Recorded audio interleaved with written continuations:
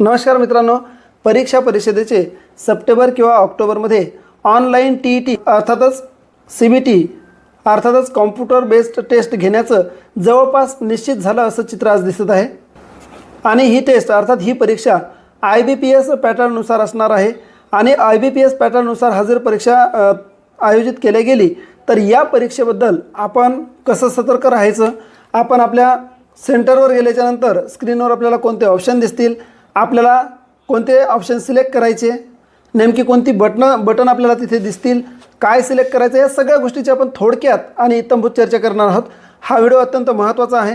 लक्षात ठेवा, आपला ऑनलाईन टेस्टसाठी ऑनलाईन TET टेस्टसाठी आपण विरोधच करणार आहोत कायमस्वरूपी, परंतु जर का ऑनलाईन टेस्ट घेण्यातच आली तर हा व्हिडिओ तुमच्याकडे सेव्ह असू द्या, कारण या व्हिडिओमध्ये नेमकं तुम्हाला तिथे गेल्याच्यानंतर करायचं काय आणि त्या कॉम्प्युटरवर स्क्रीनवर दिसणारे ऑप्शन आपण पाहणार आहोत अत्यंत सोप्या पद्धतीने।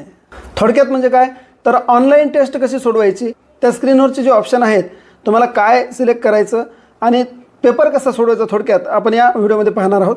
आता यामध्ये आपल्याला सगळ्यात पहिल्यांदा पाहायचं IBPS पॅटर्न म्हणजे काय। तर IBPS पॅटर्न म्हणजेच काय तर IBPSचा लॉंग फॉर्म आहे institute of banking personal selection. अर्थातच ही एक भारतातील स्वायत्त संस्था आहे जी बँकिंगचे पेपर आयोजित करते, म्हणजेच सार्वजनिक क्षेत्रातील जे बँकिंगच्या परीक्षा होतात त्याचे हे पेपर आयोजित करतात आणि त्या पद्धतीने त्या संस्थेमार्फत IBPS या संस्थेमार्फत आपली परीक्षा होण्याची दाट शक्यता आहे आणि हा पेपर सप्टेंबर किंवा ऑक्टोबरमध्ये होऊ शकते।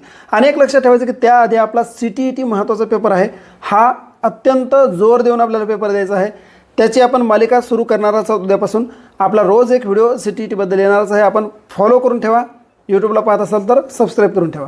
आता पाहूया आपण की आपल्याला स्क्रीनवर म्हणजे ऑनलाईन जर टेस्ट झाली TETची तर त्या स्क्रीनवर आपल्याला काय दिसणार आहे, आपण काय सिलेक्ट करायचं, फार अवघड नाही, फार जास्त डोक्यावर घ्यायची गोष्ट नाही, आपण ते सहज करू शकतो। आपण अँड्रॉइड फोन जर चालवू शकतो तर आपण सहज ती परीक्षा देऊ शकतो, ही मानसिकता आपल्याला करायची आहे। अनेक महत्त्वाची गोष्ट म्हणजे जसं आपण परीक्षा परिषदेने आपल्याला अपडेट देतील त्या पद्धतीने आपण बदलसुद्धा करणार आहोत, त्यामुळे हाच एकदम फायनलच व्हिडिओ असणार असं नाही, परंतु हा 99% हाच व्हिडिओ तुमच्या कामास येऊ शकते याची मी शाश्वती देत नाही, परंतु शक्यता मात्र नक्की आहे। तर चला आपण काय करूया, आपल्या स्क्रीनवर जाऊ, नेमके कोणते ऑप्शन येतात, कोणते बटन येतात, कोणते ऑप्शन आपल्याला निवडायचे आहेत आणि कशी टेस्ट सोडवायची आपण थोडक्यात पाहूया। तर मित्रांनो, TET ऑनलाईन होणार जर झाली तर आपल्याला नेमकं अपडेट काय ठेवायचं आहे, IBPS पॅटर्न म्हणजे काय आणि कंप्लीट डेमो कसा असेल, म्हणजे CBT अर्थात कॉम्प्युटर बेस्ड टेस्ट परीक्षा कशी असेल याचं आपण पाहणार आहोत। आता बरेच वेळा IBPS पॅटर्न काही वेगळं बदलणार आहे का, तर अभ्यासक्रम तोच राहणार आहे आपला, बदलणार नाही, प्रश्नांचा दर्जासुद्धा तोच राहणार आहे, फक्त परीक्षा देण्याची पद्धत जी आहे ती बदलू शकते, म्हणजे ती ऑनलाईन होऊ शकते। म्हणजे जे आपण पेपरवर देत होतो ते आता कॉम्प्युटरवर द्यायचं आहे आपल्याला, हा एवढा फरक आपल्याला इथे महत्त्वाचा लक्षात घ्यायचा। त्यानंतर परीक्षा केंद्रावर गेल्यावर काय करायचं, तुम्हाला एक कॉम्प्युटर मिळेल स्पेशल तुमचं स्वतःचं, एक युजर ID भेटेल, पासवर्ड आणि लॉग इन, म्हणजे हे तुम्हाला तिथे परीक्षा केंद्रावर उपलब्ध होईल। एक तुमचा स्वतःचा तिथे PC म्हणजे कॉम्प्युटर असेल। आता काय होईल, परीक्षा सुरू होण्यापूर्वी तुम्हाला तिथे इन्स्ट्रक्शन भेटतील, टायमिंग सांगितलं जाईल, क्वेश्चन मार्क्स आणि रूल्स ह्या सगळ्या गोष्टी तिथे तुम्हाला सांगितल्या जातील किंवा तुमच्या हॉल तिकीटवर सुद्धा हे येऊ शकते। खाली आल्याच्यानंतर I ॲग्रीवर क्लिक करायचं आहे, जेव्हा तिथे तुमचा कॉम्प्युटर चालू होईल, लॉग इन केल्याच्यानंतर युजर ID पासवर्ड टाकल्याच्यानंतर जेव्हा सुरू होईल तेव्हा I ॲग्रीवर क्लिक केल्याच्यानंतर आपली टेस्ट पुढे सुरू होईल, परंतु यामध्ये सुरुवातीला मॉक टेस्ट असणार आहे। आता ही मॉक टेस्ट म्हणजे काय तर हे सराव करण्यासाठी, म्हणजे टेस्ट कशी सोडवायची, एकदमच गेल्याच्यानंतर तुम्हाला टेस्ट सोडवता येणार नाही, म्हणून त्यांनी ही सोय केलेली आहे। तर माऊस वापरण्याचा सराव, उत्तर निवडणे, प्रश्न बदलणे, सबमिट करणे, या सगळ्यांचा पहिल्यांदा 10 ते 15 मिनिटाची मॉक टेस्ट असणार आहे, म्हणजे तुमचा सराव झाला पाहिजे आणि आत्मविश्वास तुमचा तिथे वाढला पाहिजे, तुम्हाला कळलं पाहिजे की कसं यूज करायचं आहे हे कॉम्प्युटर, किंवा अनेकांना कॉम्प्युटर यूज करायची माहिती असू शकते, परंतु नेमकी टेस्ट कशी सोडवायची त्याबद्दल ती अपडेट असणार आहे, किंवा काहींना एकदमच नवखा असेल कॉम्प्युटर पहिल्यांदा किंवा खूप कमी वेळा हातात जरी घेतलं असेल तरीसुद्धा तुम्हाला या सराव टेस्टच्या माध्यमातून तुम्हाला ते करता येईल। आता इथे एक क्वेश्चन स्क्रीनवर असणार आहेत, वर टायमर असणार आहे एका बाजूला आणि टायमर कंटिन्यू सुरू असणार आहे, तुम्हाला किती तुमचा वेळ राहिला तुम्हाला ती सुविधा असणार आहे। क्वेश्चन दिसतील, ABCD असणार आहे आणि योग्य उत्तरावर क्लिक करायचं आहे। आता महत्त्वाची बटन्स कोणती असणार आहेत तिथे, सेव्ह अँड नेक्स्ट, जेव्हा तुम्ही आता पहिला एखादा प्रश्न सोडवला आणि तो सेव्ह करायचा आणि नेक्स्ट करायचं, क्लिअर रिस्पॉन्स, जर तुमचा तो प्रश्न चुकला असेल तर तुम्हाला क्लिअर रिस्पॉन्ससुद्धा करता येते. इथे एक चांगली सुविधा आहे ही, जेणेकरून आपण OMR शीटमध्ये एकदा भरल्याच्या नंतर पेन जरी टेकलं किंवा ते थोडंसं घोटलं गेलं आणि नंतर जर आपल्या लक्षात आलं की हे उत्तर बरोबर नव्हतं, 3 नंबरचं पाहिजे होतं किंवा 4 नंबरचं पाहिजे होतं, तेव्हा मात्र तिथे आपल्याला करेक्शन करता येत नाही. इथे ती सोय आहे. मार्क फॉर रिव्ह्यू म्हणजे प्रिव्हियस आणि नेक्स्ट, इथे सुद्धा दोन्ही गोष्टी तुम्हाला दिसतील. मागचं पुढचं पाहता येईल तुम्हाला.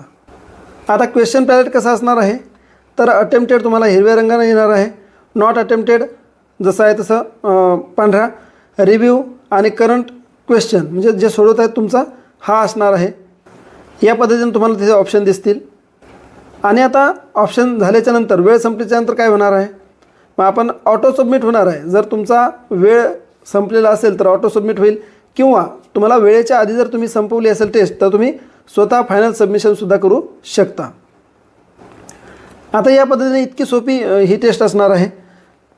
आता ही टेस्ट सोपी यासाठी म्हणत आहे मी की जेव्हा आपण एखादी गोष्ट आलीच आणि ज्याला कधीच कुठेच इलाज नाही, तेव्हा ती गोष्ट जर स्वीकारली तर ती गोष्ट सोपी जाते. आणि त्याचा खूप मोठा बाऊ जर करून बसलं तर आपल्याला त्या गोष्टीचं खूप जास्त बोदरेशन वाटतं. त्यामुळे आपण ते सोपंच म्हणायचं.